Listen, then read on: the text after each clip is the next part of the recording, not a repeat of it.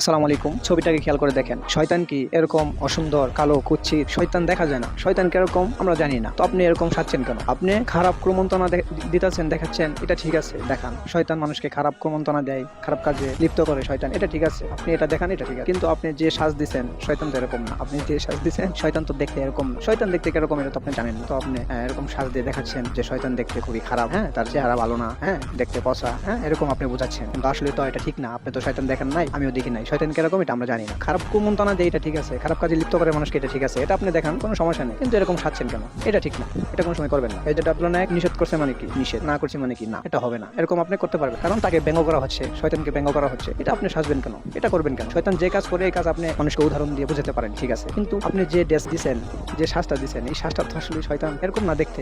শয়তান কিরকম দেখতে আল্লাহ ভালো জানে। আমরা শয়তানকে দেখতে পারি না, হ্যাঁ, ছুঁইতে পারি না। শয়তান কিরকম দেখতে আমরা জানি না, আল্লাহ ভালো জানে। সো এটা আপনি কোনো সময় করবেন না। এই যেটা আব্দুল্লাহ নায়ক আপনাকে নিষেধ করছে, তার মানে কি? এটা নিষেধ। তো যাই হোক, আপনি এরকম সাজ দিবেন না। আপনি খারাপ কাজে মানুষকে আপনি লিপ্ত করে দেখাইতে পারেন যে শয়তান এগুলো খারাপ কাজ করে মানুষকে লিপ্ত করায় বা খারাপ কাজ করায় শয়তান, এটা ঠিক আছে। কিন্তু এরকম সাজবেন না, ঠিক আছে? ওকে।